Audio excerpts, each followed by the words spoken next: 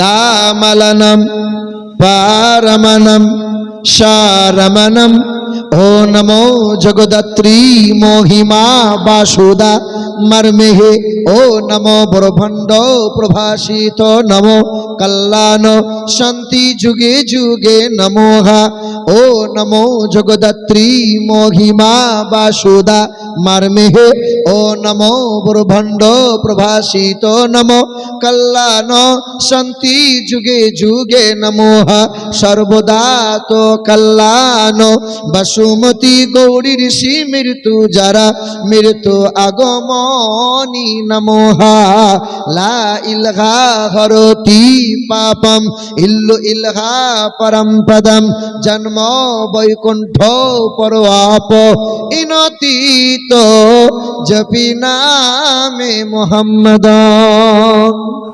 মুসলমান ভাইরা আমার, আমাদের মালিক হলো এক আল্লাহ।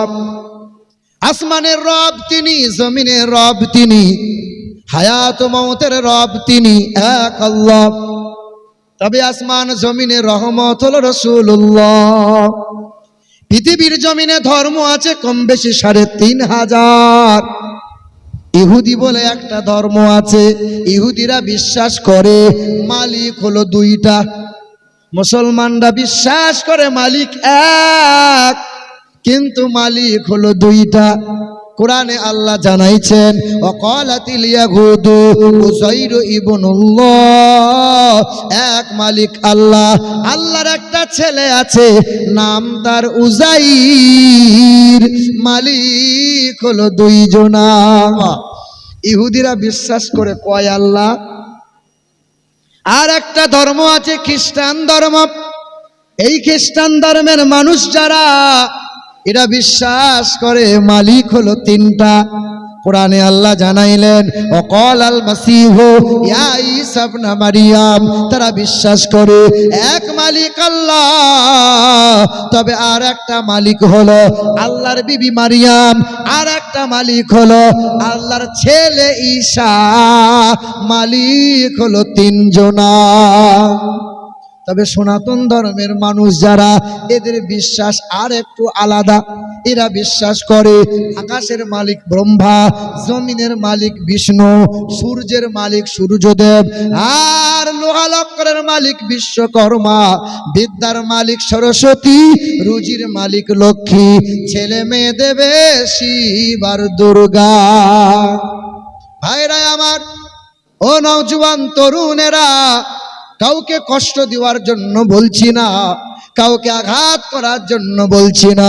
প্রতিটা ধর্মকে সম্মান রাখি, তবে বেদে বলা আছে দামালানাম পারমানম শারমানম ও নমো জগদাত্রী মহিমা বাসুদা মর্মেহে ও নমো ব্রহ্মাণ্ড প্রভাসিত নমো কল্যাণ শান্তি যুগে যুগে নমোহা সর্বদা তো কল্যাণ বসুমতী গৌরী ঋষি মৃত্যু যারা মৃত্যু আগমনী নমোহা না দ্বিতীয়াম না তৃতীয়াম চতুর্থ না পঞ্চমে, তিনি দুইটা হবেন না, তিনটা হবেন না, চারটা হবেন না।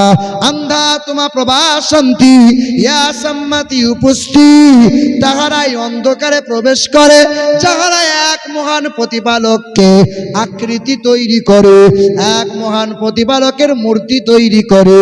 না দ্বিতীয়াম না তৃতীয়াম চতুর্থ না পঞ্চমে, তিনি এক অদ্বিতীয় লা শারীকা লা ও নমো ব্রহ্মাণ্ড, তিনি হবেন বিশ্ব ব্রহ্মাণ্ডের মালিক, তিনি হবেন আকাশ জমিনের মালিক, তিনি হবেন হায়াত মৌতের মালিক, আনন্দ নিরানন্দের মালিক তিনি, জান্নাত ও জাহান্নামের মালিক তিনি। তিনি এক অদ্বিতীয় লা শারীকা লা, তিনি কখনো খান না, তিনি কখনো ঘুমান না, যার কোনো বিবি নাই, বাচ্চা নাই, জন্ম নেয় নাই, জন্ম কাউকে দেয় নাই। এক আল্লাহ, আল্লাহর মতো আল্লাহ দ্বিতীয় কেউ হতে পারে না। আল্লাহ খায়, বলো না আল্লাহ ঘুমায়, লা তাখুযুহু সিনাতুন ওয়ালা নাওম। আল্লাহ যে ঘুমাই না। একদিন মুসা নবী আলাইহিস সালাতু ওয়াস সালাম তোর পর্বতে গেল, মালিকের সঙ্গে দিদার হলো, কথা হলো। ও দয়ার মালিক আল্লাহ, আমরা যেমন ঘুমাই আল্লাহ আপনি কি ঘুমান না? আল্লাহ বলে, ওরে মুসা, আমি আল্লাহ কেমনে ঘুমাই, আমি আল্লাহ কেমনে ঘুমাই? আমি আল্লাহ যদি ঘুমাইয়ে যাই, চন্দ্র তারকা দিয়ে রাতের বেলায় আসমানকে কে সুসজ্জিত করবে বলো? আমি আল্লাহ যদি ঘুমাইয়ে যাই, সকালে সূর্য পূর্ব দিকে নিয়মিত কে উদয় করবে বলো? এ বান্দা, আমি আল্লাহ কেমনে ঘুমাই? বান্দা, তুমি যখন ঘুমিয়ে যাও, তোমার ঘুম ভাঙাই আমি আল্লাহ। আমি তোমার ঘুম ভাঙাই, তাই দেখতে পাও সকাল।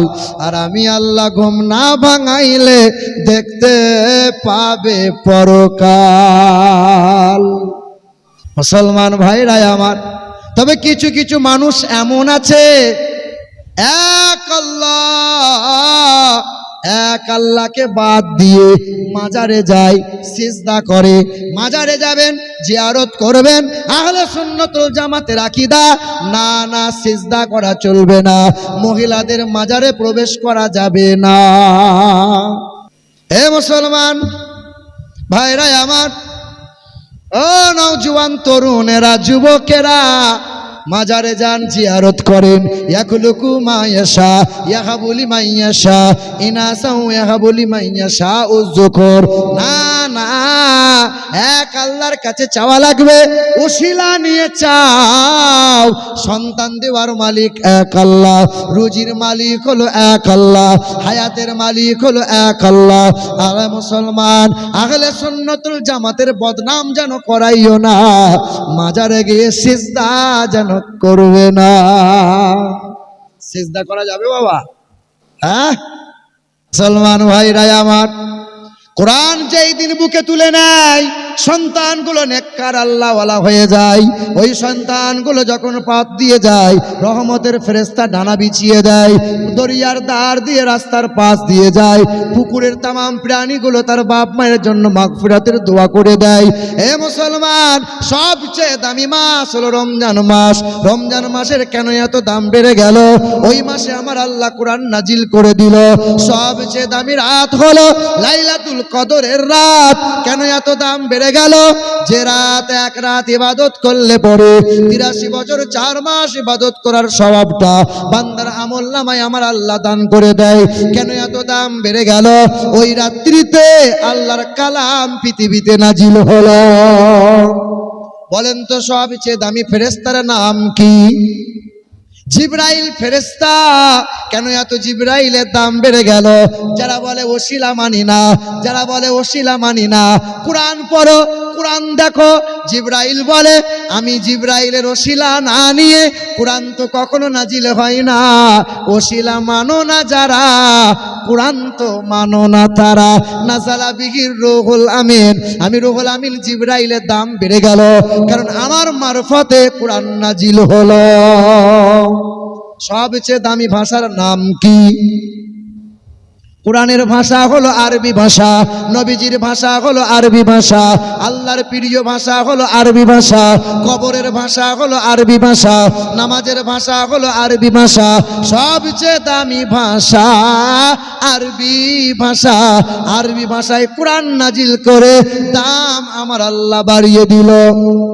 এই দেশের সাংবাদিকরা প্রশ্ন করেছিল, দেশের যখন প্রধানমন্ত্রী পণ্ডিত জওহরলাল নেহরু হয়েছিল, ও পণ্ডিত জওহরলাল সারা জীবন কিস্তি টুপি পরলেন, লম্বা শেরওয়ানি পরলেন, লম্বা হাতে লাঠি রেখে জীবন কাটিয়ে দিলেন।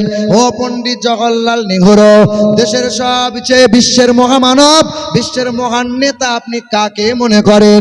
ওই সময় পণ্ডিত জওহরলাল বুক উঁচু করেছিল আর সাংবাদিক সম্মেলনে জানিয়েছিল, জেনে রেখে দাও, কেউ বলে যিশু খ্রিস্টের কথা, কেউ বলে আব্রাহাম লিঙ্কনের কথা, কেউ বলে লেনিনের কথা, কেউ বলে মহাবীরের কথা, কেউ বলে বালক ব্রহ্মচারীর কথা, কেউ বলে গুরু নানকের কথা, কেউ বলে শ্রী চৈতন্যের কথা। তবে জীবনে কখনো কোনোদিন একটাও মিথ্যা কথা বলেন নাই, যিনি জীবনে কখনো কোনোদিন হাত বা জুবান দিয়ে কাউকে কষ্ট দেন নাই, তিনি হলেন বিশ্বের মহান নেতা, দোজাহানের বাদশাহ নবী মুহাম্মদুর রাসূলুল্লাহ। এ মুসলমান ভাইরা আমার, আল্লাহর নবী জানিয়ে দিলেন খায়রুকুম মান তাআল্লামাল কুরআনা ওয়া আল্লামা। আরে সবচেয়ে দামি মানুষ হলো তারা কোরআন বুকে নিয়েছে যারা, কোরআন পড়িয়েছে যারা, কোরআন বুকে নিয়েছে যারা, কোরআন চুমা দিয়েছে যারা, কোরআন আঁকড়ে ধরেছে যারা, কোরআনকে ফলো করেছে যারা, কোরআন অন্যকে শিখিয়ে দিয়েছে যারা, সবচেয়ে দামি মানুষ হলো তারা। আরে সবচেয়ে দামি মানুষ তারা সুদ থেকে বেঁচে গেল যারা, লটারি থেকে দূরে থাকলো যারা, সবচেয়ে দামি মানুষ হলো তারা। তবে জমির আল কেটে কেটে জমি বড় করছে যারা, নেককার বান্দা তারা। এ মুসলমান ভাইরা আমার, কথাই কথা বেড়ে যায়। ওই কলকাতা ঠাকুরপুকুর বেহালা জোকা ওই জায়গায় একটা পুলিশ অফিসার কোয়ার্টারে বাস করে, হিন্দু মানুষ। আমার গাড়ি আটকে ছিল পুলিশ অফিসার, 56 বছর বয়স। ওই মানুষটা আমার পুলিশ আর গাড়ি আটকে ছিল কেন? কলকাতা হাই স্পিড গাড়ি চালিয়েছিল, ড্রাইভারে সিগন্যাল মানে নাই, ফাইন মেরেছিল। সামনে গাড়ি থেকে যখন নামলাম, কথা বললাম, চেনা পরিচিত হলো, ওই মানুষটা ফোন নম্বর নিল, আমি গাড়ি নিয়ে বেরিয়ে গেলাম। ওই হিন্দু ব্রাহ্মণ মানুষটা মাঝে মধ্যে ফোন দেয় আর বলে, হুজুর আপনাদের নিয়ম একটা বড় ভালো লাগে, আপনাদের ধর্মে যখন কেউ মারা যায়, সে যদি নামাজিও নাও হয়, সে যদি হারামও খায়, তাকে কেউ গোসল না দিয়ে জানাজা না দিয়ে কবর দেয় না। তবে আমার ধর্মের রীতিনীতি এমন, যত দামি মানুষ হোক না কেন তাকে শ্মশানে পুড়িয়ে দেওয়া হয়। বলে, হুজুর আমার একটা ছেলে 12 বছর বয়স, ফুটফুটে ছেলে, জ্বরে আক্রান্ত হলো। 2021 সালে করোনা বলে ছেলেটা মারা গেল। শ্মশানে চিতায় শোয়ানো হলো, বামুনকে হায়ার করে নিয়ে আসা হলো। ওই ব্রাহ্মণ কানে কানে মন্ত্র শুনিয়ে দিল। ওই দিন আমার নজরে আমার কর্ণপাত হয়েছিল। ব্রাহ্মণ যে মন্ত্র শোনাইল, ওই মন্ত্রে আল্লাহ আর নবীর নাম বলতে হয়েছিল। ব্রাহ্মণ কানে কানে ছেলের কানে শুনিয়ে দিল।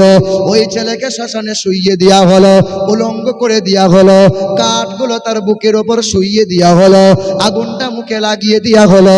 পুড়ে পুড়ে যখন ছাই হয়, মানে শিরাগুলো টান ধরে যায়, ঠারো যখন হয়ে যায়, 2-4 জন রয়ে দাঁড়িয়ে রয়, বোতলে টান মারে, কাঁচা বাঁশে করে আবার বাড়ি মেরে দেয়, পুড়িয়ে ছাই করিয়ে দেয়। ওই দিন মনে মনে হয় কারো দয়া হয় না, কারো মায়া হয় না। আমার মনে বড় তামান্না, আমি যদি মারা যাই আপনাদের মতো আমি কবর নিতে চাই। আমি বললাম, ভাই এটা তো সম্ভব নয়। কবর নিতে গেলে তোমারে মুসলমান হওয়া লাগবে, জানাজা নিতে গেলে তোমারে ইমানদার হওয়া লাগবে, হ্যাঁ দোয়া নিতে গেলে তোমারে ইমানদার হওয়া লাগবে। বেঈমানের জন্য দোয়া হয় না। ওই মানুষটা এত আবেগে পড়ে গেল, ওই মানুষটা আমাকে নিমন্ত্রণ করে তার বাড়িতে ডাকলো। বাড়িতে কোরআন বুকে নিয়ে পৌঁছে গেলাম, বাংলায় অনুবাদ করা কাঞ্জুল ঈমান তার হাতে তুলে দিলাম। আমাকে বলতেছিল, হুজুর জানেন, যখন আমার ছেলের কানে কানে, মৃত্যু মানুষের কানে যে মন্ত্র শোনানো হয়, ওই মন্ত্র বেদের উত্তরনারায়ণ বেদে লেখা আছে, হতার মিন্দ্র হতার মিন্দ্র মহাশরীন্দ্রাম মাদাবতীতা দিবাদকরন্ত লা ইলহা হরুতি পাপম ইল্লু ইলহা পরমপদম জন্মা বৈকুণ্ঠ পরআপ ইনতীত জপি নামে মুহাম্মাদাং ইয়া দেবী সর্বভূতে শান্তি রূপে ওং নমস্তু তস্যৈ নমঃ নমঃ। কানে কানে মন্ত্র শুনিয়ে দিল। ওই দিন আমার মনে মনে চিন্তা হলো, আল্লাহর নাম বলতে হয়, নবীর নাম শোনাতে হয়। আল্লাহ নবী ছাড়া নাজাতের কাহারও নাজাত নাই। কেউ নাজাত পাবে না আল্লাহ নবী ছাড়া। হে মুসলমান ভাইরা আমার, ও নওজোয়ান তরুণেরা, যুবকেরা, ও আমার মা বোনেরা, বেদের পাতায় লেখা আছে, দ্বাদশাং সকল বক্ষস মাধবে মাসি মাধবাম জাতাং দাট্টা সাতু পুতরাং পিতরা উরুষ্ট মনুষ্য সম্ভালে বিষ্ণু যশাস গৃহে প্রাদুর্ভাবম মহাম। পৃথিবীতে আসবেন জগৎগুরু, বিশ্বের মহান নেতা, আসবেন তিনি মাধব মাসে, আসবেন তিনি 12 তারিখে, আসবেন তিনি সাম্বালা শহরে। তার বাবার নাম বিষ্ণু যশা, তার বাবার নাম বিষ্ণু যশা।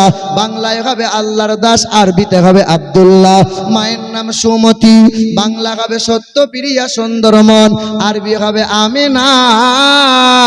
ওই মানুষটা 2022 সালে ফেব্রুয়ারি মাসের 17 তারিখে বেলা 2টার সময় এক কন্যা বিবি এবং তিনি 3 জন মিলে কালেমায়ে লা ইলাহা ইল্লাল্লাহ মুহাম্মাদুর রাসূলুল্লাহ।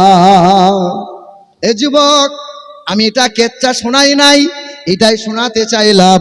যে মানুষটা কোরআন পড়ে কালেমা পড়ল, ইমানদার হয়ে গেল, ওই মানুষটা সকাল সন্ধ্যা কোরআন না পড়ে ঘর থেকে বার হবে না, কোরআন না পড়ে বিছানায় পিঠ লাগাই না।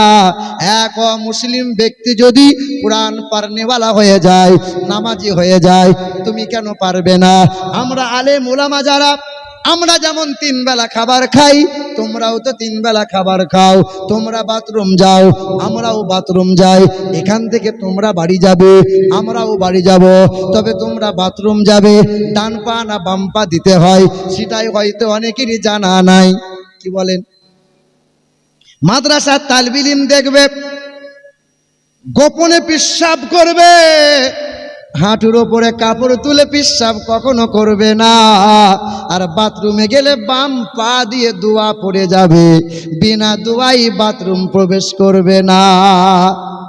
আর আমার 60 বছরের মুরব্বী চাচা 40 বছর নামাজ পড়ে এমন করে পেশাবখানায় পেশাব করতে বসেছে, পিছন দিকে কেউ যদি হুট করে চলে যায়, মনে হবে সুন্দরবন সব দেখা যাচ্ছে। লজ্জা শরমের কথা, তুমি পেশাবও করতে পারলে না। কবে শিখবে বাপ? রাগ করিও না, তুমি আমার বাপ তুল্য ভাই তুল্য ছেলে। এ নওজোয়ান যুবক যারা, তুমি নবীর তরিকাকে ভালোবাসতে পারলে না। বাথরুমে কোন পা দিয়ে যেতে হয় সেটাও শিখলে না, কোন দোয়া পড়ে যেতে হয়।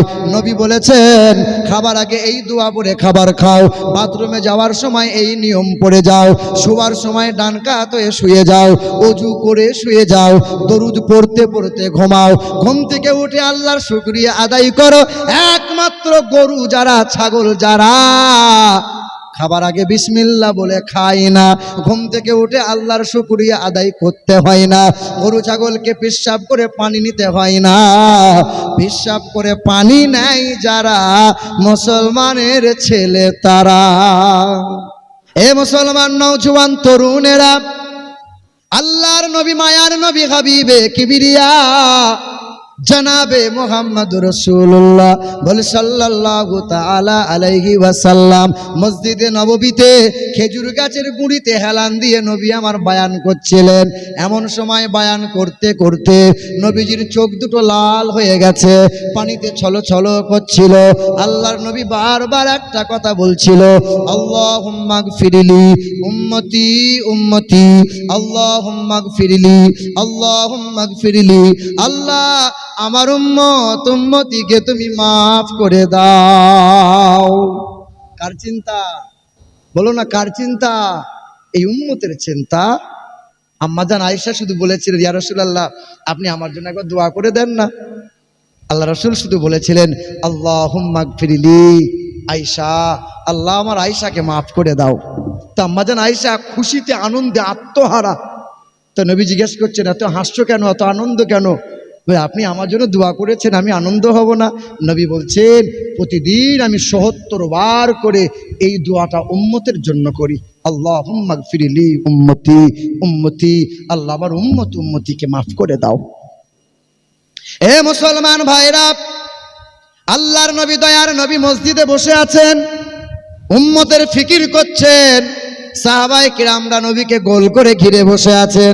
এমন সময় এক মহিলা, ঘরের এক কাজের দাসী দৌড়ে এসেছে, মসজিদের সামনে থেকে নবীকে দাঁড়িয়ে সালাম দিয়েছে, আসসালামু আলাইকা ইয়া রাসূলুল্লাহ, আসসালামু আলাইকা ইয়া হাবিবাল্লাহ। আল্লাহর নবী সালামের জবাব দিয়ে বললেন, মা, এ মা, কি হয়েছে কি বল না? বলে, ইয়া রাসূলুল্লাহ, একবার বাড়ি যাওয়া লাগবে, মা আপনাকে ডাক দিয়েছেন। আল্লাহর নবী বলছেন, এ আমার মাদি, এ আমার ঘরের কাজের মেয়ে, তুই মন খারাপ করিস না রে মা, তুই দৌড়ে চল, আমি তোর পিছনে পিছনে যাচ্ছি। নবী আমার বাড়ি যাচ্ছি বলে উম্মতের কথা ভাবতে ভাবতে নবীজি বাড়ি যাওয়ার ভাবনাকে ত্যাগ করে দিয়ে উম্মতের চিন্তায় নবী চিন্তিত হয়ে রইলেন। এই উম্মতের চিন্তায় নবী ফিকির করছেন, নবী বাড়ি গেলেন না। আল্লাহ নবী সাল্লাল্লাহু আলাইহি ওয়াসাল্লামকে দ্বিতীয়বার ওই মহিলাটা নবীকে ডাক দিচ্ছেন, আসসালামু আলাইকা ইয়া রাসূলুল্লাহ। দ্বিতীয়বার নবী সালামের জবাব দিয়ে বললেন, মা, কি হয়েছে? বলে, ইয়া রাসূলুল্লাহ, একবার বাড়ি চলুন। দ্বিতীয়বার নবী বললেন, মা, তুই বাড়ি চল, আমি যাচ্ছি। নবী বাড়ি যেতে পারছেন না। উম্মতের ফিকির করে, উম্মতের চিন্তা করে। যে উম্মত নবীকে চিনতে পারল না, যে উম্মত নবীকে মানে না, নবীর দরুদ পড়তে কষ্ট হয়, দরুদ পড়ে না, সেই নবী কখনোই উম্মতকে ভুলে যায় না। আল্লাহর নবী তৃতীয়বার, নবী আমার উম্মতের ফিকির যখন মগ্ন হয়ে আছেন, ওই কাজের মেয়েটা তৃতীয়বার এসে নবীকে সালাম দিচ্ছেন, আসসালামু আলাইকা ইয়া রাসূলুল্লাহ। আল্লাহর নবী তাকিয়ে দেখছেন মহিলার চোখ দিয়ে পানি টপ টপ করে গড়িয়ে গড়িয়ে পড়ে। দিন দুনিয়ার বাদশাহ হাবিবে কিবরিয়া নবী আমার সালামের জবাব দিয়ে উঠে দাঁড়ালেন, সামনে গিয়ে জিজ্ঞাসা করছেন, মা, তুই কাঁদছিস কেন? তোর সঙ্গে কেউ কি দুর্ব্যবহার করেছে? বল না মা, তোকে কেউ কি কোনো খারাপ আচরণ কেউ দেখিয়েছে, খারাপ কথা বলেছে? বাদীটা বলছে, না ইয়া রাসূলুল্লাহ, আমার সঙ্গে কেউ দুর্ব্যবহার করে নাই, তবে ইয়া রাসূলুল্লাহ, ইয়া হাবিবাল্লাহ, মনে হচ্ছে ঘরে একটা বিপদ হবে। দরজার সম্মুখে এক মেহমান দাঁড়িয়ে আছে, ওই মেহমানটা আপনার সঙ্গে দেখা না করে বাড়ি যাবে না বলেছে। আল্লাহর নবী বললেন, মা, বাড়ি চল। বাদীটা দৌড়ে দৌড়ে বাড়ির দিকে রওনা দিল। আল্লাহর নবী সাল্লাল্লাহু আলাইহি ওয়াসাল্লাম বাদীর পিছনে পিছনে গেলেন। নবীজির কদমটা থমকে গেল। আল্লাহর নবী চেহারাটা ঘুরিয়ে দেখছেন, এই বাড়িটা আমারই এক বিবির বাড়ি, নাম তার মারিয়া কিবতিয়া। তার নাম হযরতে মারিয়া কিবতিয়া রাদিয়াল্লাহু তাআলা আনহা। আল্লাহর নবী পা পা করে গেলেন। দরজার কোণে দাঁড়িয়ে দাঁড়িয়ে নবীজির বিবি মাসুম বাচ্চা ইব্রাহিমকে কোলে নিয়ে ফুঁপিয়ে ফুঁপিয়ে কাঁদছিলেন। নবী আমার জিজ্ঞাসা করছেন, মারিয়া, কাঁদছো কেন? মারিয়া, কি হয়েছে বলো? বলে, ইয়া রাসূলুল্লাহ, ইয়া হাবিবাল্লাহ, আমার এই দুধের বাচ্চার জন্য বড় কষ্ট হচ্ছে। আল্লাহর নবী বলছেন, মারিয়া, তুমি একটু খোলাসা করে বলো। বিবি মারিয়া বারবার ফুঁপিয়ে ফুঁপিয়ে কাঁদে। নবী বলছেন, মারিয়া, তুমি কি অভিমান করে আছো? তুমি কি রাগ করে আমার সঙ্গে পরিষ্কার কথা বলছো না? বিবি মারিয়া কিবতিয়াকে নবী বলছেন, মারিয়া, রাগ করো না, অভিমান করো না, উম্মতের চিন্তায় পড়ে তোমার ডাকে সাড়া দিতে দেরি করে ফেলেছি মারিয়া।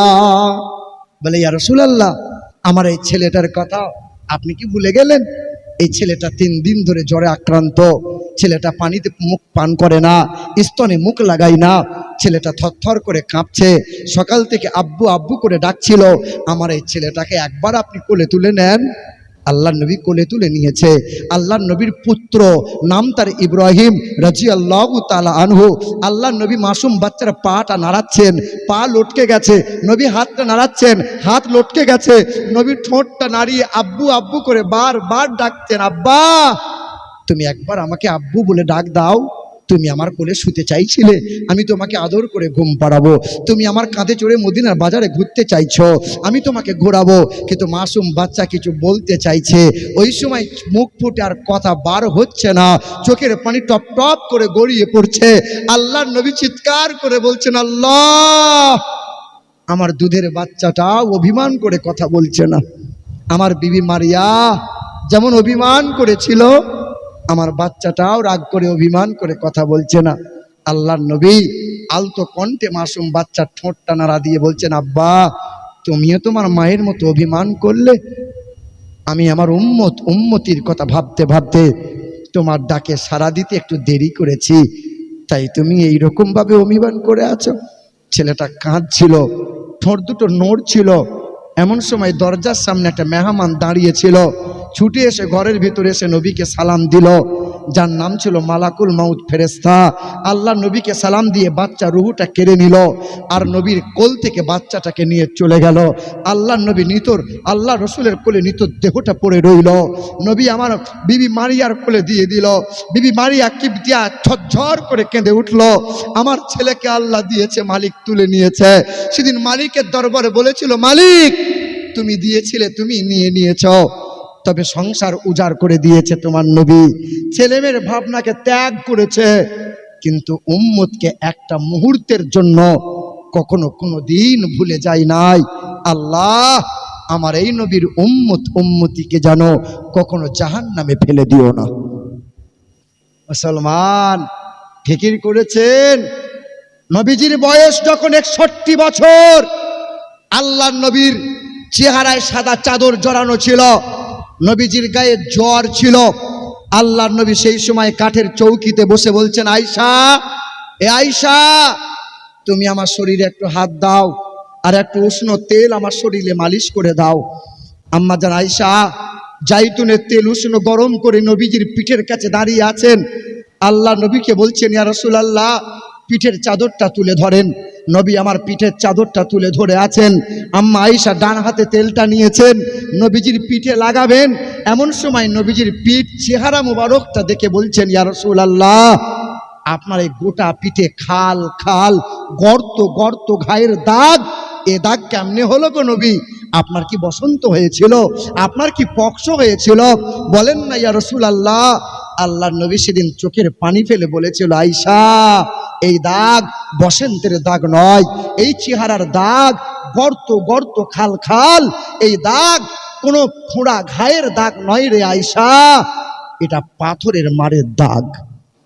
আমি যখন তায়েফ শহরে গিয়েছিলাম আর বলেছিলাম, লা ইলাহা ইল্লাল্লাহ আনা রাসূলুল্লাহ, এই তায়েফের নিষ্ঠুর বেঈমানেরা লেলিয়ে দিয়েছিল, আর এই যুবকগুলো মোটা মোটা পাথর দিয়ে আমাকে এমন আঘাত করেছিল যে পাথরের আঘাতে পোশাক ছিঁড়ে চামড়া ফেটে মাংসের মধ্যে পাথরগুলো গেঁথে গেঁথে গিয়েছিল। আয়েশা, এই দাগ পাথরের মারের দাগ। হায় মুসলমান, আপনি সামান্যতেই ঘাবড়ে গেলেন, সামান্যতেই ঘাবড়ে গেলেন।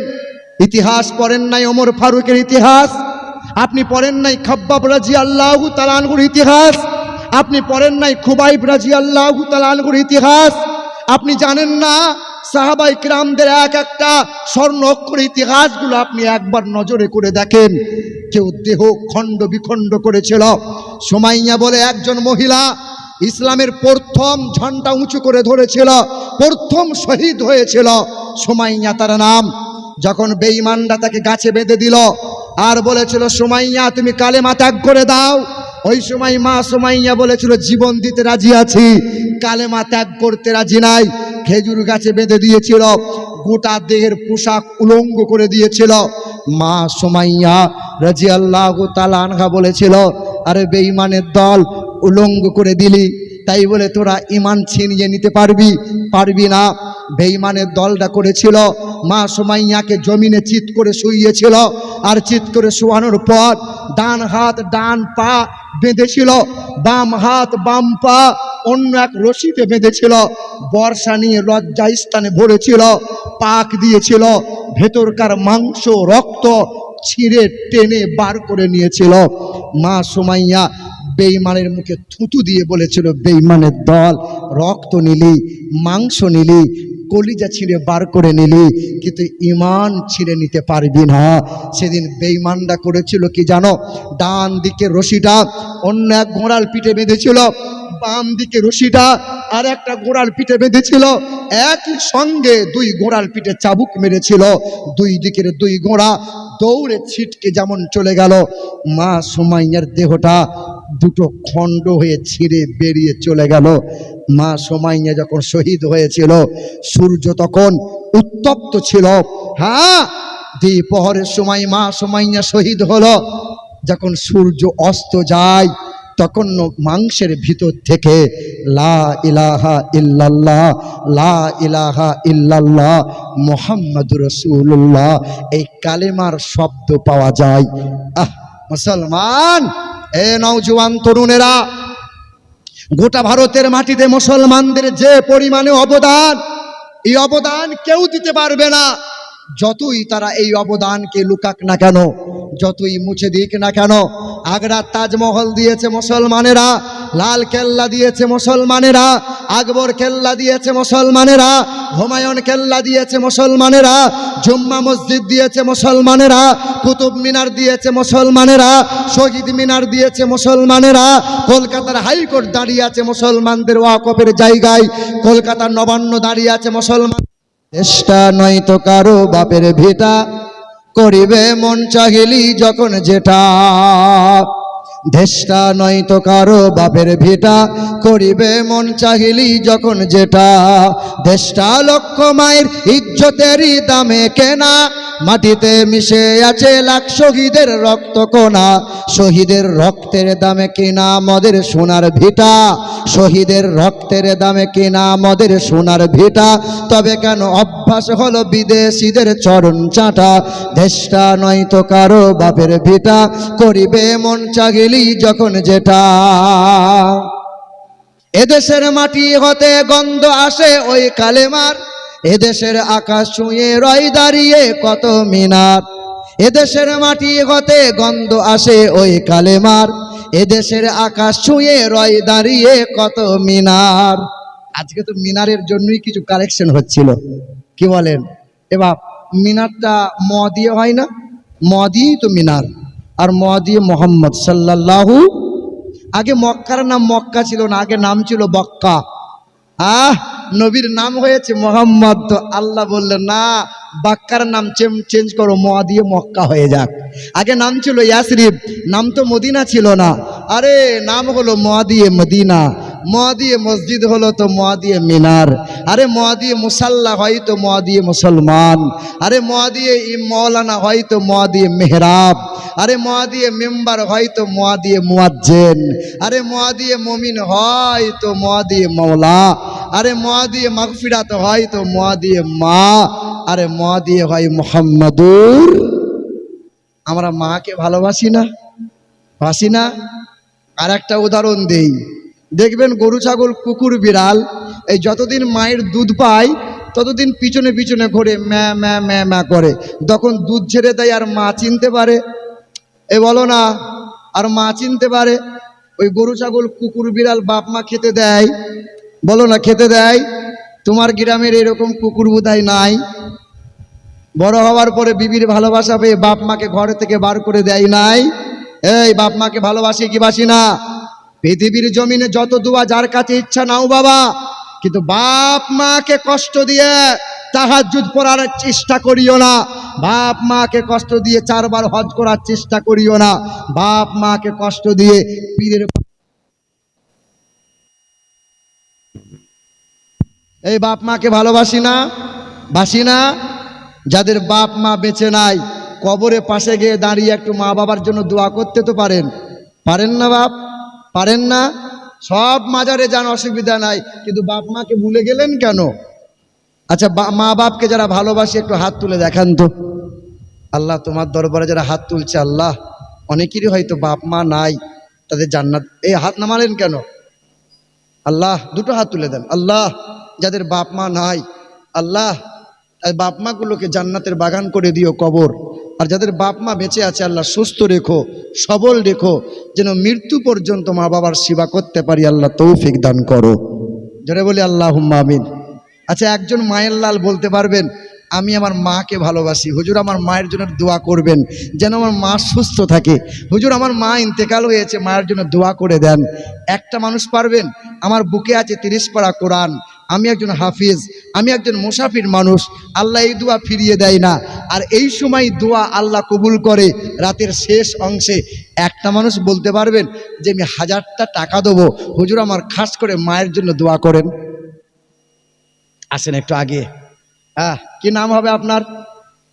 এই যে নামগুলো বলছেন না যে বাবু, একটু নামগুলো একটু এসে বলো না দাঁড়িয়ে। কি নাম? মাহাবুর শেখ 1000। বাবু তোমার নাম কি নাম? এইদিকে নূর সালিম, তাই তো?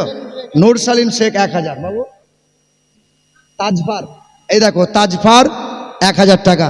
ওই দেখো আমার বাবু, সুবহানাল্লাহ, ওই দিকে তাকান, ওই দেখেন আনসার, এই দেখো আনসার দেবে 1000, নূর সালিম দেবে 1000, তাজফার দেবে 1000। আর প্রথম নম্বর আমার বাবুর নামটা ছিল মাহাবুর শেখ। নারে তাকবীর, বলে নারে তাকবীর, নারে রিসালাত। আল্লাহ খাস করে দোয়া করবো আল্লাহ, প্রথম নম্বর মাহাবুর। ওই দেখেন আমার বাপ দিয়েছে, আহারে একদম আমার বাপের মতো দেখতে। আপনি কাছে আসেন তো একবার, আসেন একবার কাছে আসেন। কি নাম? খাস করে দোয়া করবো আল্লাহ। এই দেখো তাজফার 1000 দিয়েছে আল্লাহ। আল্লাহ আমার মাহাবুর দিয়েছে 1000। বাবা আপনি দিয়েছেন 1000, একদম বসেন। কি নাম আপনার? হজ্জিম শেখ। এই দেখেন নূর সালিম দিয়েছে 1000, হজ্জিম শেখ 1000, আনসার বাবু দিয়েছে 1000। আল্লাহ 5 জন মিলে দিয়ে দিল 1000 করে। আল্লাহ আল্লাহ চাইতে না চাইতে তোমার বান্দা দিয়েছে। আল্লাহ অনেকেরই মা নাই, আল্লাহ অনেকেরই মা বাপ বেঁচে আছে। আল্লাহ যাদের মা বাপ নাই, কারো মা নাই কারো বাপ নাই, আল্লাহ তুমি তাদের জান্নাতের বাগান বানিয়ে দিও। আল্লাহ অনেকেরই মেয়ে বিয়ে দেওয়ার সময় মা নিজের হাতের জিনিসটা খুলে দিয়ে বলেছিল, মা এটা আমার, তোকে দিলাম তুই সুখী হ, যেন শ্বশুর শাশুড়ি তোকে অপমান না করে। অনেক মা বাপ তার মেয়ে খুশির জন্য জমি জায়গা বন্ধক দিয়ে দেয়, দেয় কি দেয় না বলেন? মেয়ের খুশির জন্য বিয়ে দিয়েছে। এখানে একটা বোন কেউ পারবেন, একটা বোন জামাকে একবার ভাই বলে ডাকবে আর তার মা বাবার জন্য 1000 টাকা দেবে? একটু উঠে দাঁড়াতে হবে, বোন উঠে দাঁড়াও। কি নাম?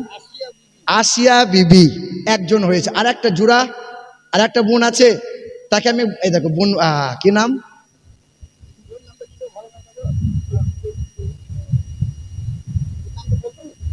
কি নাম? সালিমা, সালিমা নাম। এই দেখো বেনামিতে, এই দেখেন বেনামিতে নগদ 1000 টাকা। আর তাজফার দিয়েছে 1000 টাকা, মাহাবুর দেবে 1000 টাকা, আনসার দেবে 1000 টাকা, নূর সেলিম দেবে 1000 টাকা। আর আমাদের হজিম, হজিম শেখ, শেখ হজিম শেখ, উনি দেবেন 1000 টাকা। আর কি আছে? মাহাবুর সাহেব তো কি বলছে দেখো বাবু, কি বলছে? হাতটা তোলো না, এই তো ভালো নামটা বলো। আফসার, আফসার কি নাম? দাঁড়ান, কি নাম? তাহির শেখ 500 টাকা। আর আমাদের নামটা কি, ডাক নামটা বলেন না, কি নাম?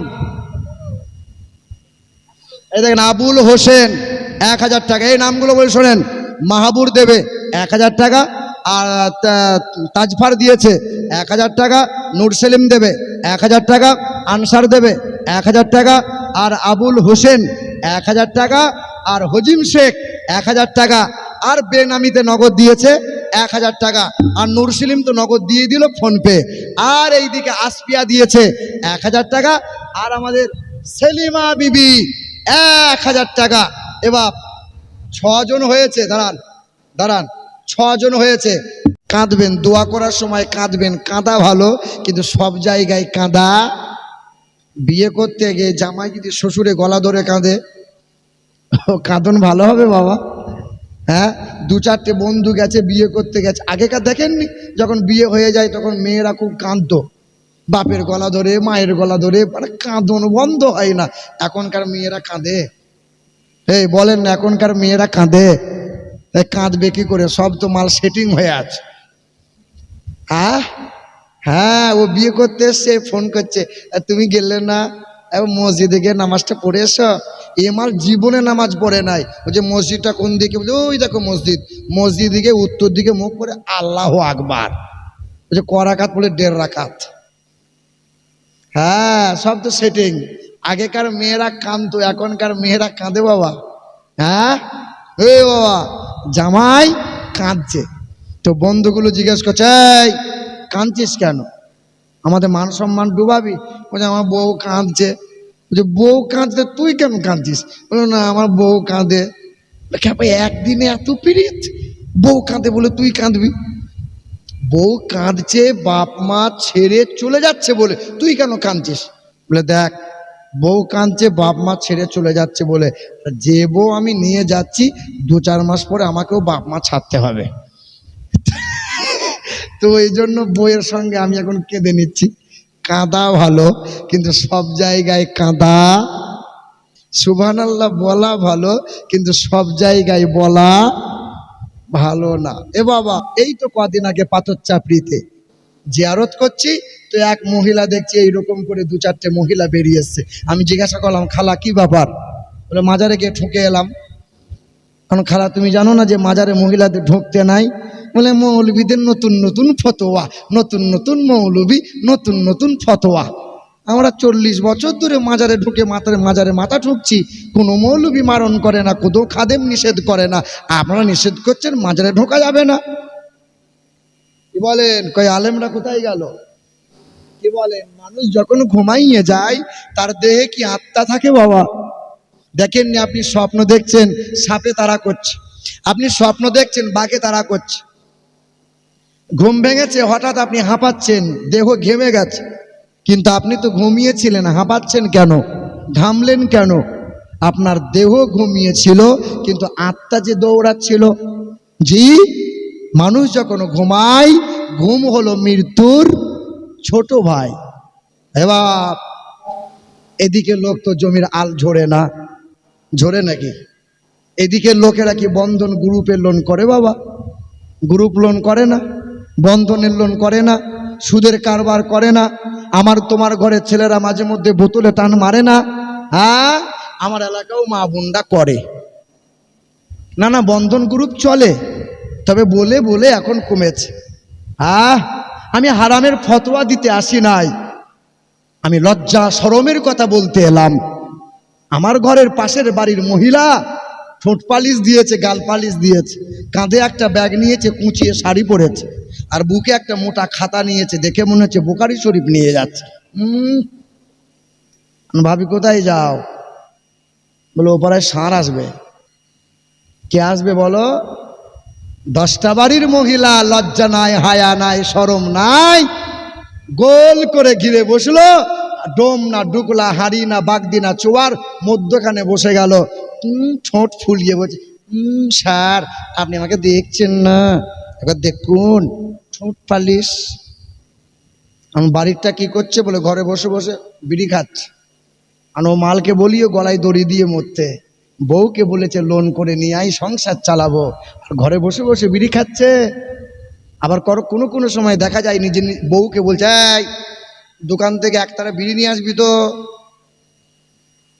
নিজের বউকে হুকুম করছে, দোকান থেকে নিয়ে আসবে, আমি বিড়ি খাবো, আমি ফেরেস্তার ছানা। ইবলিশের খালাতো ভাই। ছি, লাজ লজ্জা তো কিছুই নাই।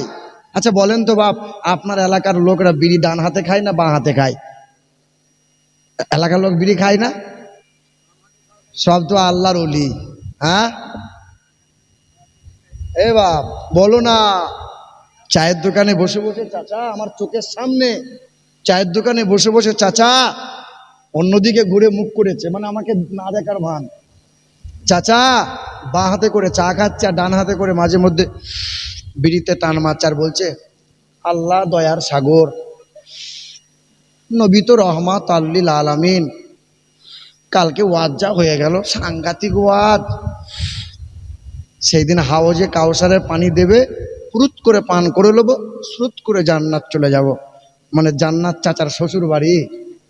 কি মনে হয়, কি মনে হয় আপনার গ্রামের কলের পানির মতো হাউজে কাউসারের পানি?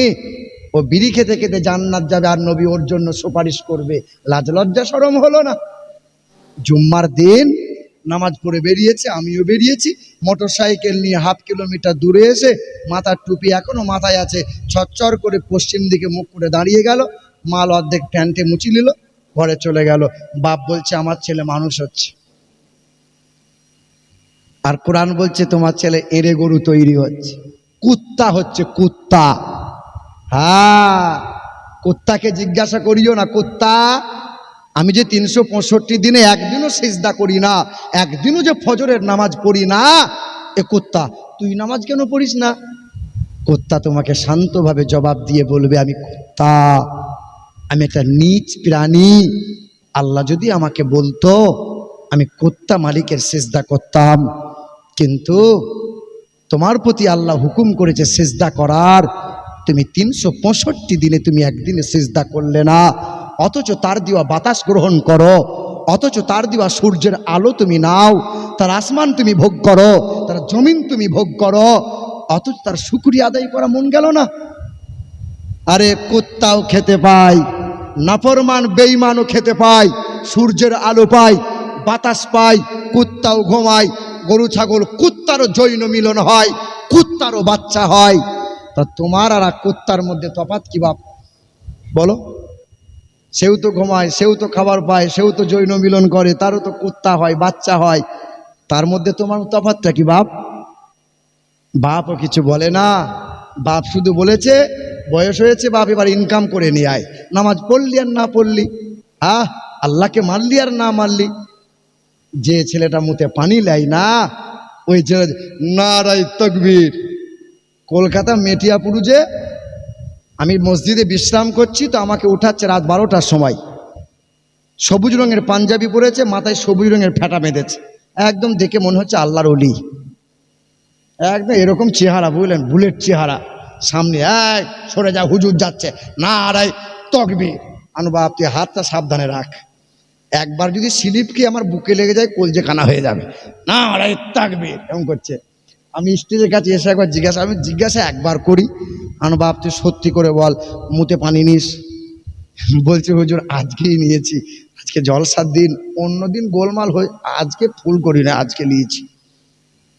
বলো যুবক, কষ্ট নিও না, আমি তোমার ভাই, কবে পরিবর্তন হবে বলো? এদের আগে মাথা টুকে বলছো পীর সাহেব আমাকে একটা ছেলে দিতেই হবে। না না, আমাকেই একজন বলেছিল, ডানকুনিতে ওয়াজ করে বসে আছি, খানা খাবো, এক মহিলা ছুটে এসে বলছে হুজুর আপনার ওয়াজ শুনলাম, সাংঘাতিক ওয়াজ। আমি কি হয়েছে বল? 7 বছর ছেলে হয় নাই, আপনাকে একটা ছেলে দিতেই হবে। ছেলে কি ব্যাগে ভরা আছে? ছেলে ভরে দেবো। বলেন না, চাইতে হবে কার কাছে? হে মুসলমান, নেক কাজ করো, নেক কাজের ওসিলা নিয়ে চাও। আমার মাদ্রাসা জানেন, মাদ্রাসার ছেলেরা আমাকে একদিন বলছিল হুজুর একবার দীঘা নিয়ে যাবেন? তাই আমি বললাম বেশ নিয়ে যাবো। যে হুজুর দীঘা কোনোদিন দেখি নাই, লাল না সবুজ, আমরা বেশ দেখাবো। দেখবেন মাদ্রাসার ছেলে যারা হয় একটু দুষ্টু টাইপের হয়, দেখবেন আপনারা। আমিও মাদ্রাসার ছেলে একদিন ছিলাম। মাদ্রাসার ছেলে যারা হয়, এই দুষ্টু ছেলেরা যখন মাদ্রাসায় কোরআন পড়া শুরু করে দেয়, কোরআনের স্পর্শ পেয়ে এই ছেলেটা আল্লাহওয়ালা হয়ে যায়। হয় কি হয় না? কোরআনের স্পর্শ পেলে দাম বাড়িয়ে দেয় কে? আজ জিরো আছেন, কোরআন বুকে তুলে নেন, হিরো বানিয়ে দেবে কে? ওমরে ফারুক রাদিয়াল্লাহু তাআলা আনহু যখন তিনি জিরো ছিলেন, কোরআন থেকে দূরে ছিলেন, কোরআন যেই দিন বুকে তুলে নিলেন, জামানার অর্ধজাহানের হিরো বানিয়ে দিয়েছে কে? আজ আমরা জিরো না হিরো? বলো না, হিরো মুতে পানি লাই না, যে হিরো। ছি ছি ছি ছি, জিরো, আমরা জিরো। মার খাচ্ছে কে? বলো না, মার খাচ্ছে কারা? লাঞ্ছিত কারা? ষষ্ঠ কোরআন পেলে, ষষ্ঠ নবী পেলে, ষষ্ঠ উম্মত হলে, ষষ্ঠ মানুষ হলে তোমরা, আর ষষ্ঠ মালিক পেলে, এত বড় মালিক পেয়ে, এত বড় কোরআন পেয়ে, এমন নবী পেয়ে, আর এমন জাতি হয়ে গোটা বিশ্বের জমিনে মার খাচ্ছ। এটা কি মনে হয়? মুসলমানরা বলছে আল্লাহ দেখতে পাচ্ছে না, আর কেউ বলছে আল্লাহ চোখ নাই, এমন হচ্ছে মুসলমানদের। তুমি মুসলমান আছো বাবা? বলো না, মুসলমান আছো? নামাজ নাই, কুল নাই, কলমা নাই, পিশাব করে পানি নাই, দাম্পত্য জীবনের মধুর মিলনের পরে ফরজ গোসল নাই, নাপাক অবস্থায় জিয়াগঞ্জ আজিমগঞ্জ ঘেঁটে দিচ্ছ। বলছে মুসলমানকে আল্লাহ দেখ। আল্লাহ বলছে গজব দিলাম রে, এটা গজব। ওয়াকাযালিকা নুওয়াল্লি বাযায-যালিমিনা বিমা কানু ইয়াকসিবুন। আমি আল্লাহর গজব নামিয়ে দেব যখন খোদার নাফরমানি করবি তোরা, আমার নবী তরিকাকে বাদ দিবি যারা, জালিমের হাতে ক্ষমতা দেব মুসলমানের পায়ের নিচে থেকে মাটি আমি আল্লাহ সরিয়ে দেব। তবে নওজোয়ান যুবক যারা, তোমরা যেমন জালসা দিচ্ছ বাবা, আগামীতেও তোমাদেরকেই সচেতন হওয়া লাগবে, তোমাদেরকেই বেশি বেশি পরহেজগার হওয়া লাগবে। কারণ নওজোয়ান যুবক যারা নবীকে সবচেয়ে বেশি মহব্বত করেছিল তারা, নওজোয়ান যুবক যারা কোরআনকে সবচেয়ে বেশি আঁকড়ে ধরেছিল তারা, নওজোয়ান যুবক যারা ইসলামের ঝান্ডা উঁচু করে ধরেছিল তারা, নওজোয়ান যুবক যারা নবীর জন্য জীবন দিতে তারা পিছু পা হয় নাই, আর নওজোয়ান যুবক যারা ইসলামের ইতিহাসে আজও স্বর্ণ অক্ষরে তাদেরই নাম পাওয়া যায়। আমাদের ছিল এক সোনালী অতীত, নারিয়ে দিতাম সব জালিমের ভিত। আমাদের ছিল এক সোনালী অতীত, নারিয়ে দিতাম সব জালিমের ভিত। আইন ছিল শুধু ইনসাফেরই, জুলুম রুখে দিতে হতো না দেরি। আমাদের সে অতীত হারিয়ে গেছে, মাজলুম আজ তাই কেঁদে মরে। হারিয়েছি যা তা কি পাবো ফিরে, তুমি না জাগিলে তাকে ফিরাবে কে? ইয়া শাবাব ইস্তাইকিন, হে যুবক জেগে ওঠো।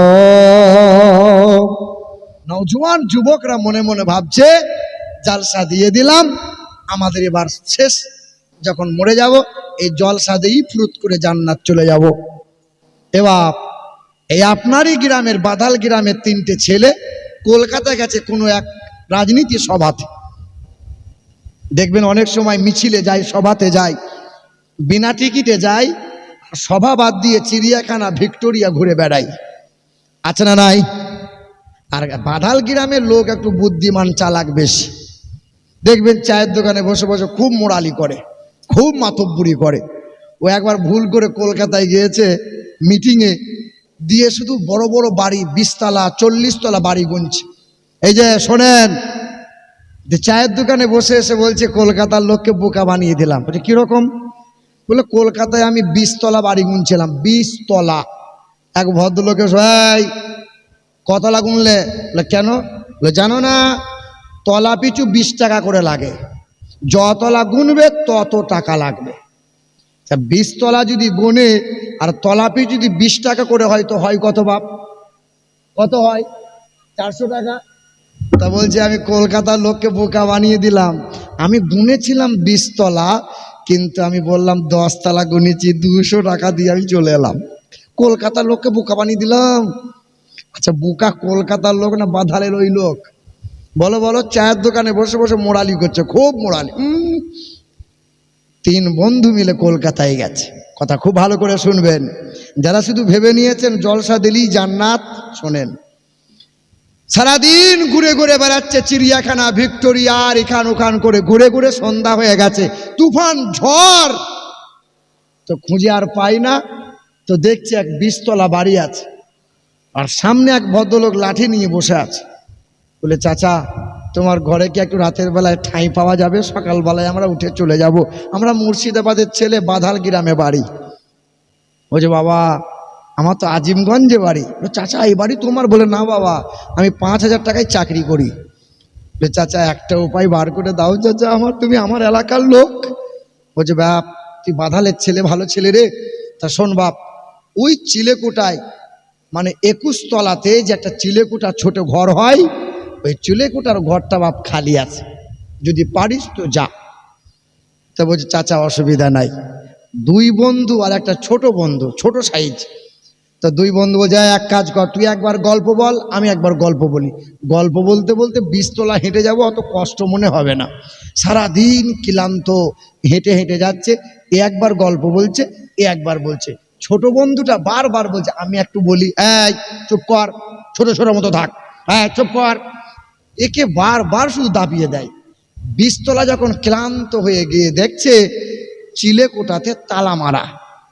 তো ছোট বন্ধুটা বলছে আমি বারবার শুধু বলেছিলাম একবার বলি, একবার বলি। চাচা একটা চাবি দিয়েছিল, চাবিটা টেবিলে রাখা ছিল। চাচা বলেছিল বাবা টেবিলে চাবিটা আছে, মনে করে নিয়ে যাস। শুধু এই কথাটাই আমি বলতাম, চাবিটা নেবো না নেবো না, নেবো না নেবো না। তোমরা 2 বন্ধু পালোয়ান তো, তাই আমাকে বারবার দাবিয়ে দিয়েছো। চিলেকোটায় লাভ ঠেলা বোঝো, তালা মারা চাবি নাই। জলসা দিয়েছো বাবা, হাসরের ময়দানে পার হবে, জান্নাতের দরজায় গিয়ে দেখো তালা মারা চাবি। এই বলো চাবি কি? জান্নাতের চাবি কি? ও নামাজ নাই, কুল নাই, কলমা নাই, মুতে পানি নাই, দিয়ে বলছো চল জান্নাতে যাব। চাবি? রাগ করছেন নাকি? না 2য় বছরে আমাকে আর ছেলেরা ডাকবে না, সেটা আমি বুঝে নিয়েছি। একবার মোহাব্বতে দরুদ শরীফ আল্লাহুম্মা সাল্লি আলা মাওলানা মুহাম্মাদ ওয়া আলা মাওলানা মুহাম্মাদ। ইমাম সাহেবরা দেখবেন সব সত্য বলতে পারে না, আর আমি পাম দেওয়ার লোক লয় বাপ যে আপনাকে পাম দিয়ে বেলুন ফোলাবো।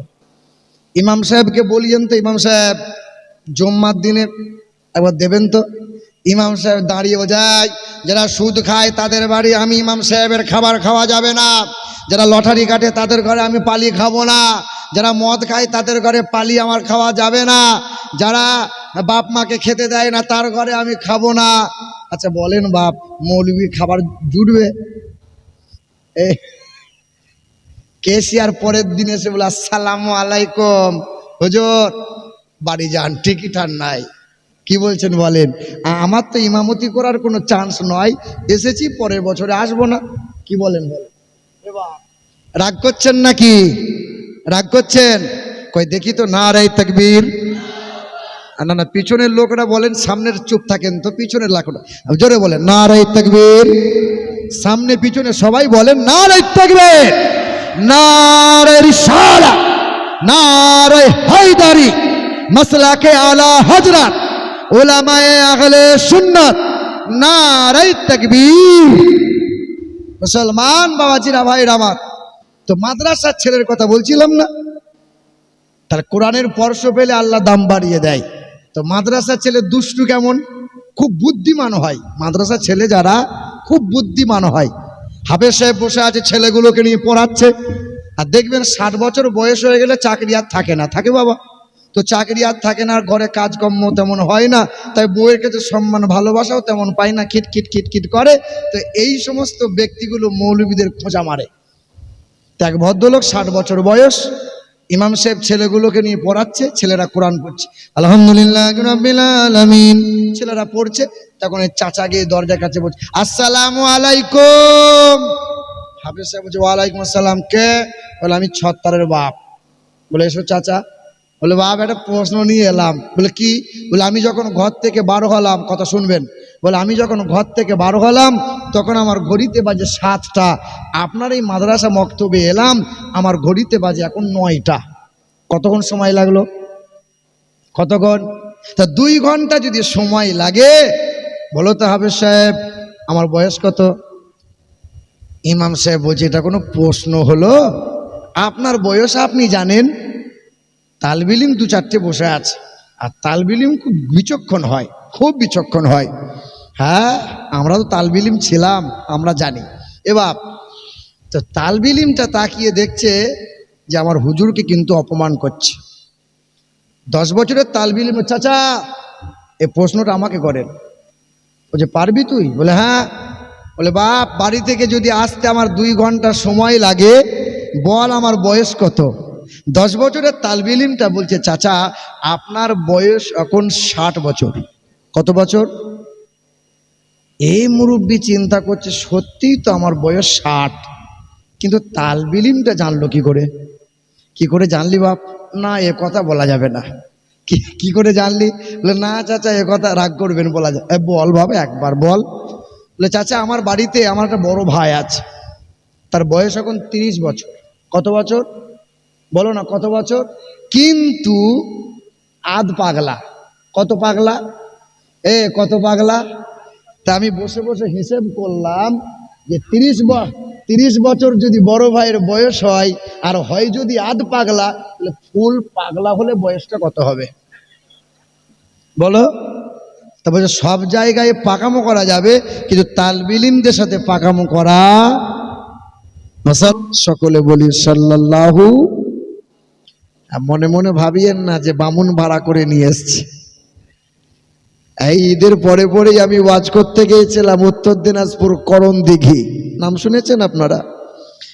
তো ওখানেও ছেলেরা সব যুবক ছেলে, শুধু আমাকে পাম দিচ্ছে, হুজুর ধুনে দিতে হবে, হুজুর বেদ দিয়ে ধুনে দেবেন।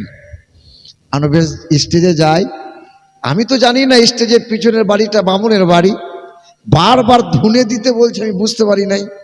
স্টেজে উঠি, বললেন 2-4 মিনিট 10 মিনিট যখন বেদ পুরাণ পড়েছি, এক বামুন এসে স্টেজের কোণে দাঁড়িয়ে আছে। আমি জিজ্ঞাসা করছি, ব্রাহ্মণ বাবাজি কোনো কিছু সমস্যা? আমি মনে মনে ভাবছি হয়তো কোনো মন্ত্রে গোলমাল হলো নাকি, বামুন কেন এখানে? তো বলছে, না বাবা আমি তো ঘুমিয়েছিলাম, হঠাৎ ঘুমের ঘরে শুনতে পাচ্ছি মন্দিরে পুজো শুরু হয়ে গেছে। ছুটে গিয়ে দেখছি মন্দিরে কোনো মাল নাই, পুজো করে কে? তা ঘুরে এসে দেখি জলসাতলায় মৌলবীতে মন্ত্র পড়ে, শুনে অবাক হলাম। তা সামনে এসে জিজ্ঞাসা করছে, বাবা একটা কথা বলি। তাই বলেন। বলছে, আপনি কি আগে কোনো বামুন টামুন ছিলেন নাকি বলেন তো? তাই বললাম, কি মনে হচ্ছে? বলে, আপনার মন্ত্র শুনে মনে হচ্ছে আগে আপনি বামুন ছিলেন। বললাম, না, তবে মহান মালিকের দয়ায় আজ পর্যন্ত 19 জন অমুসলিম কালেমা পড়ে মুসলমান হয়ে গেছে। তবে মহান মালিকের ইচ্ছায় আরো 4 জন ওয়েটিং এ আছে। তবে দেশের পরিস্থিতি যা বাবা, আমার নওজোয়ান যুবকদের অনেক আবদার, কিন্তু তোমাদের আবদার পূরণ করতে গিয়ে আমার বোধহয় বাড়ি যাওয়া হবে না। কি মনে হয় দেশের পরিস্থিতি? এই যে আমাদের সবচেয়ে বড় খতরনাক হলো ইউটিউবাররা। এই ইউটিউবাররা সবচেয়ে বড় খতরনাক। এরা এমন এমন হেডলাইন লিখবে, দুর্গা ঠাকুরের কোমর ফাঁস করে দিল, হিন্দুদের গরু খাওয়া এই করে দিল, মানে যা না তাই, মানে অটোমেটিক হিন্দু রেগে যাবে।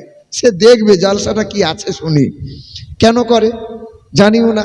কিছুদিন আগে লালগোলাতে, বছর খানিক হলো, লালগোলাতে আমি একটা ওয়াজ করেছিলাম যে বাবা, গরু যদি তোমাদের মাই হলো, তাহলে গরুকে তোমরা ফল ফ্রুট খেতে দাও, মায়ের মতো তোমরা সম্মান দাও, খাট পালঙ্গে রাখতে দাও, চামড়ার বেল, চামড়ার জুতা, চামড়ার বেগ পরো না।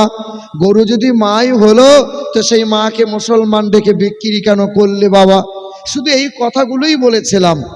না জানি কাটিং করে এমন করে জালসাগুলো দিয়েছে, নবদ্বীপ থেকে মানে হুমকি আসছে, আর আমার কাটিং ভিডিওগুলো দিয়ে মানে বাজে বাজে মন্তব্য দিয়ে সব কমেন্ট করেছে।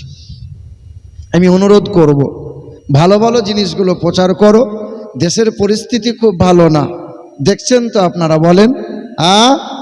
এখন চুরি করছে যারা, তারাই বলছে চোর চোর চোর, দেখছেন তো আপনারা। 2 ডাকাত চুরি করতে গেছে, 1 ডাকাত পাঁচিল পার করেছে, ঘরে ঢুকবে ডাকাতি করবে, 1 ডাকাত পাহারা দিচ্ছে। তো পাঁচিল যেই পার করেছে, পাঁচিলটা উল্টে ডাকাতের ওপর চাপা পড়ে গেছে। সকালবেলায় ডাকাত তখন মামলা করেছে রাজার দরবারে, বলেছে, রাজা হুজুর আপনার দরবারে, আপনার এলাকায় বাস করি আমরা, আপনার দরবারে নালিশ দিতে এসেছি। আপনার দেশের ডাকাত আমরা 2-4 বাড়ি ডাকাতি করব, এটাও কি পাবো না? বাদশা বলছে আমার দেশের ডাকাত ডাকাতি করবে আর পাঁচিল চাপা পড়ে মারা যাবে, এটা মেনে নেওয়া যায়? বোঝায় এক কাজ কর, সকালবেলায় উঠি ডাকাত, বাদশা বলে দিল আমার দেশের ডাকাত চাপা পড়ে গেছে, ওই বাড়িওয়ালাকে ধরে নিয়ে আই, বাড়িওয়ালাকে ধরে ফাঁসি দেবো। ও পাঁচিল এইরকম কেন বানালো? দেশের ডাকাত চাপা পড়ে যাবে না, মেনে নেওয়া যাবে না। বাড়িওয়ালাকে ধরে নিয়ে আসা হয়েছে। বাড়িওয়ালা বলছে হুজুর বাড়ি আমার, জায়গা আমার, পাঁচিলও আমার, কিন্তু পাঁচিল আমি বানাই নাই, ওই কুদালের বাপ রাজমিস্ত্রিও পাঁচিল বানিয়েছিল। বলছে এক কাজ কর, রাজমিস্ত্রিকে ধরে নিয়ে আয়, ফাঁসি দেবো। রাজমিস্ত্রি বলছে হুজুর এই অপরাধ আমার লয়, মশলা ইট সাজিয়ে আমি পাঁচিল তুলে দিয়েছিলাম, কিন্তু লিভারে আমার মশলা একটু ঢিলা করে দিল। বলছে এক কাজ কর, লিভারকে ধরে নিয়ে আয়। লিভারকে ধরে নিয়ে আসা হলো। লিভার বলছে হুজুর এই অপরাধ আমার লয়, আমি বালু সিমেন্ট মাখিয়ে মশলা রেডি করে রেখেছিলাম বালতিতে, পাশে ছিল এক বালতি পানি, রাস্তা দিয়ে যাচ্ছিল এক হাতি, লাত মেরে দিল, বালতির পানি উল্টে গেল, মশলা ঢিলা হয়ে গেল। হুজুর এই অপরাধ আমার লয়, ফাঁসি যদি দিতে হয় হাতিওয়ালাকে দেন। বলছে হাতিওয়ালাকে ধরে নিয়ে আই, ফাঁসি দেব। বাদশার দরবারে হাতিওয়ালাকে হাজির করা হলো।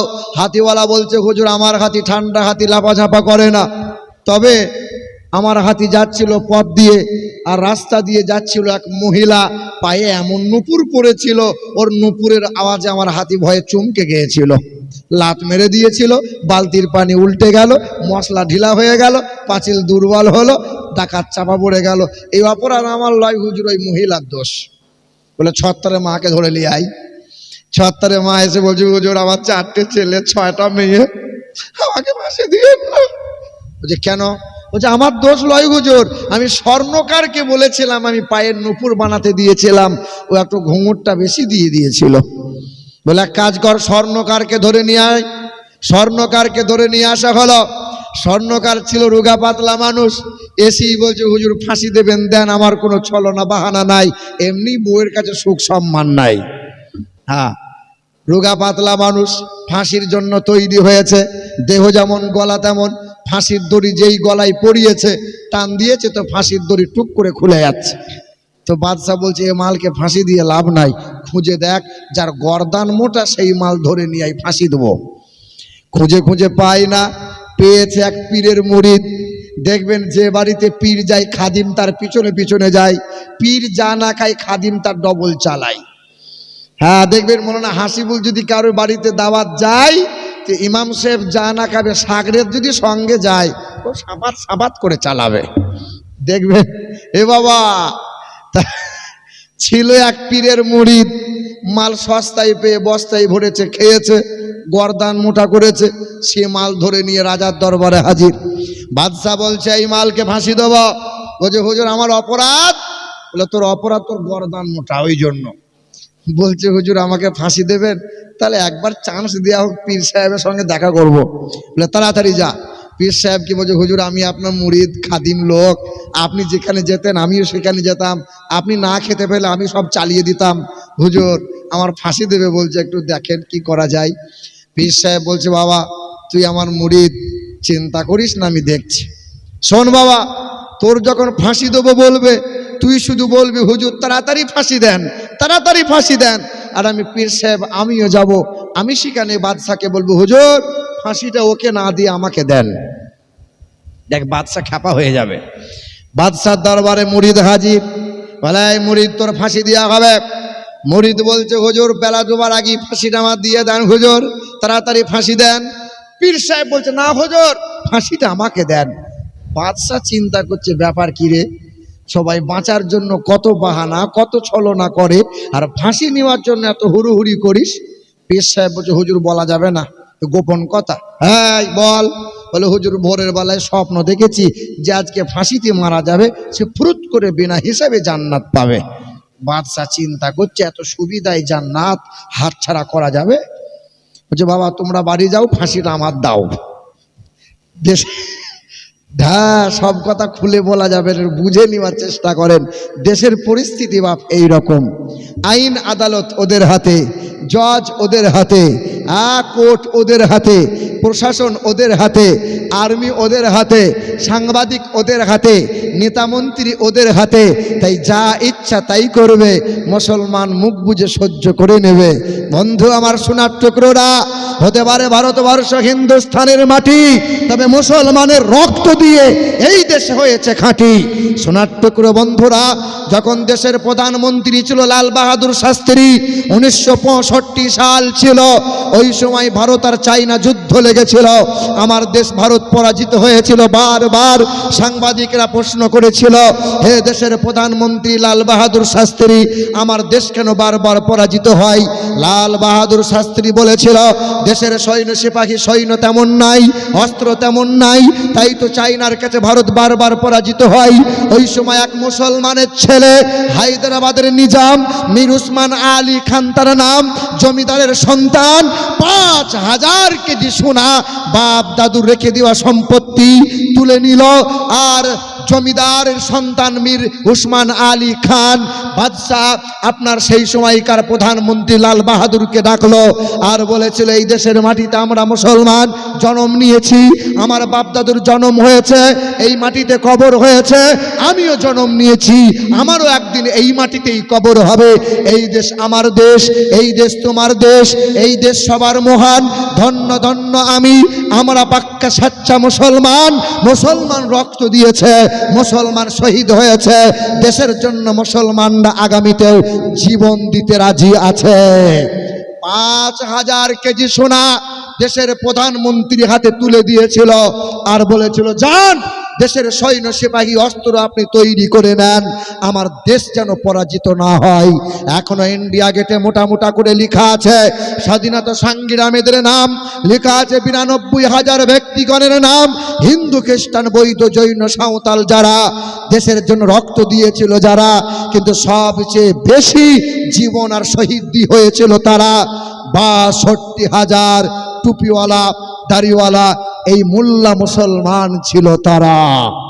জোরে বলা যাবে না নারে তাকবীর, নারে তাকবীর। পিছনের লোকরা ভয় পাচ্ছে, বলছে এই রে ফেরে ফেলিয়ে দেবে মনে হয়। না, ভয় পাওয়ার কারণ নেই, আমি লিগেল কথা বলছি, ইতিহাস আমার সামনে আছে। সকলে একটু মহাব্বতে বলেন নারে তাকবীর, নারে রিসালাত, দিন ইসলাম, খাজা কা হিন্দুস্তান, নারে তাকবীর। মুসলমান ভাইরা আমার, পৃথিবীতে এসেছি আমরা আল্লাহর ইচ্ছায়, আর পৃথিবী থেকে যাব আমরা আল্লাহর ইচ্ছায়। কথা কম মন দিয়ে শুনবেন, রাত অনেক গভীর হয়েছে। আমি তো ভাবতেই পারছিলাম না যে এত রাত পর্যন্ত বাদাল গ্রামে জালসা হয়। কেউ কেউ বলছে হুজুর কমিটির ছেলেরা খুব শক্ত, আলহামদুলিল্লাহ ভবিষ্যৎ যেন এইরকমই হয়। কারণ অন্যান্য জায়গায়, গত পরশুদিন লালগোলায় ছিলাম কোনো এক গ্রামে, সেখানে 11টা বেজে গেছে তো পুলিশ এসে হাজির হয়েছে, আর কত নানান বাহানা, কত ছলনা, প্রোগ্রাম শেষ করে দিতে হলো। ভাইরা আমার, পৃথিবীতে এসেছি আমরা কার ইচ্ছায়? যদি আমরা নিজেরা ইচ্ছে মতো আসতে পারতাম তাহলে গরিবের ঘরে কি আসতাম বাবা? নবাবের বাড়িতে আসতাম। আর যদি ইচ্ছে মতো যাওয়া হতো, কেউ কি এত সহজে চলে যেত? বলেন না। 2 বছর মায়ের স্তনে মুখ লাগিয়ে দুধ পান করে, কখনো দেখেছেন শখ করে বাচ্চা দুধ ছেড়ে দিয়েছে? দুধ ছেড়েছে।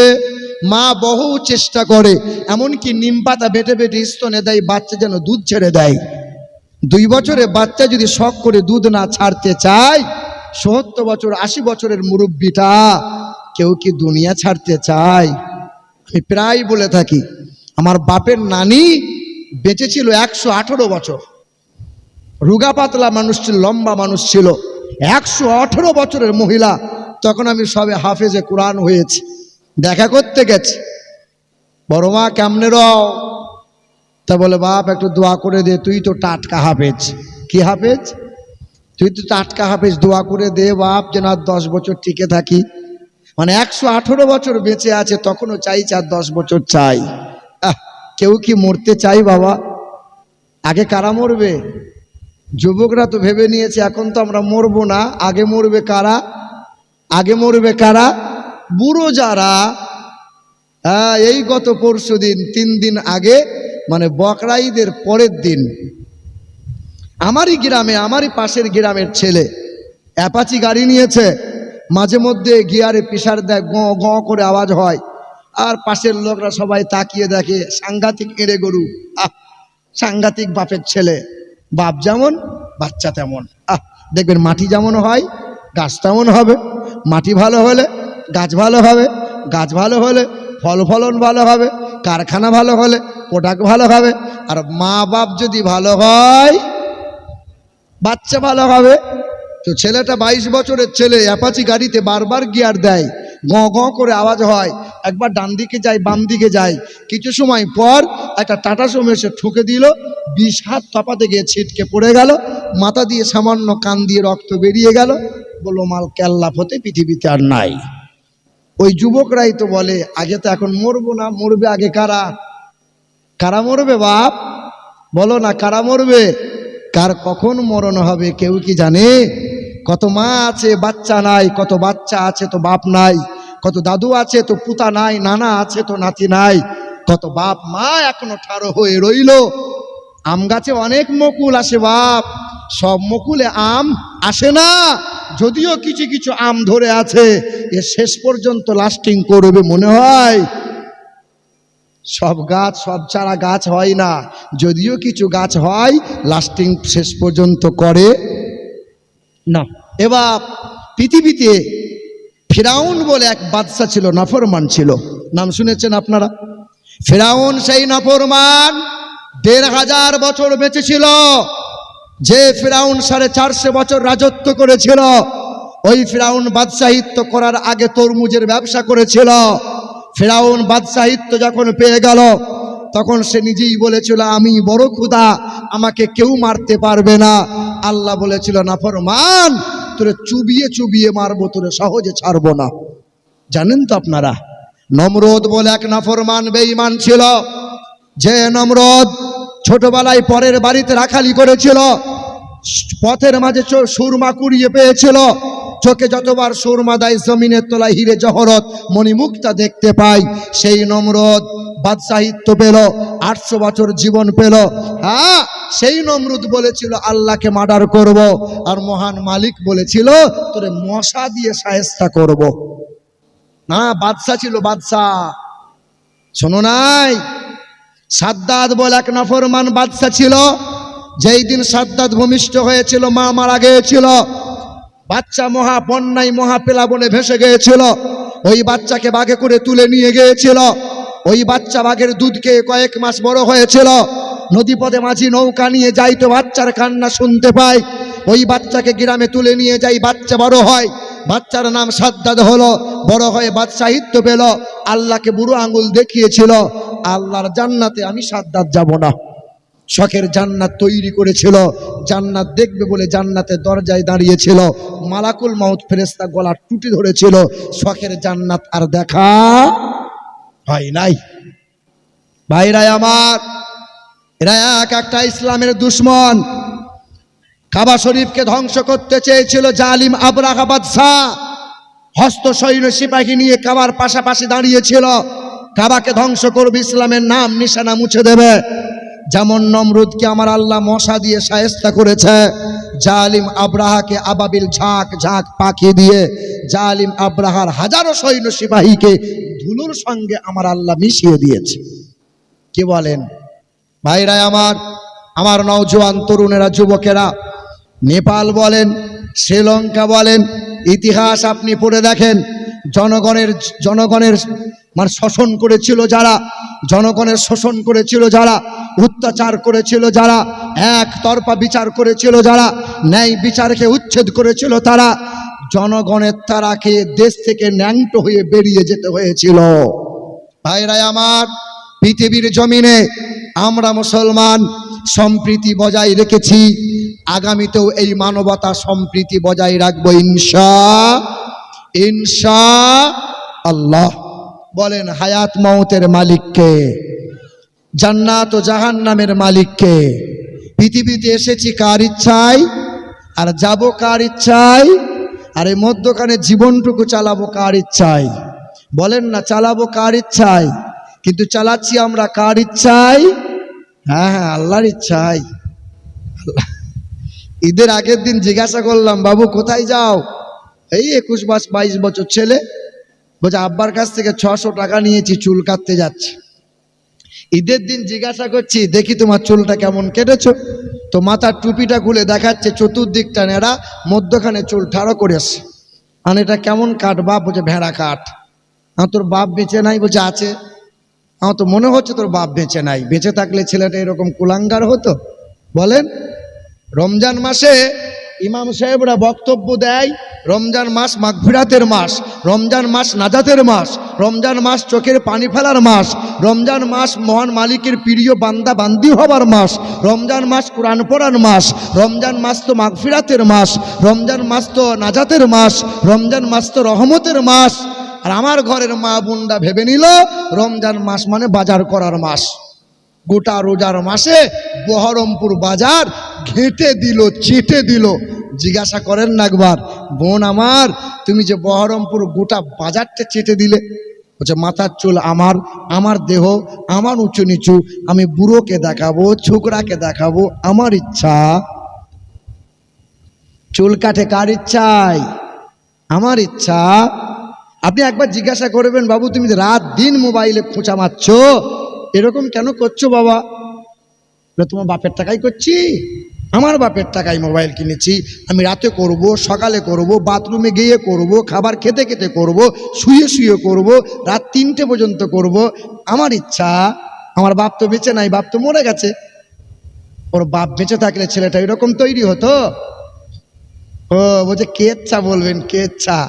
জীবন ভোর তো কেচ্ছা শুনলে বাবা, তবু তো লেজ সোজা হলো না।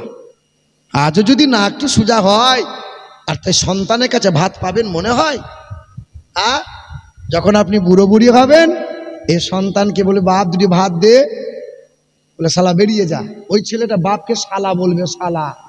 আর আপনি ইমাম সাহেবের কাছে গিয়ে বলে, মোহন সাহেব এটা তাবিজ দেন, আমার ছেলে আমাকে খেতে দেয় না। গোটা কোরআনটা বুকে ঝুলিয়ে নেবেন, আর কাজ হবে না। হ্যাঁ।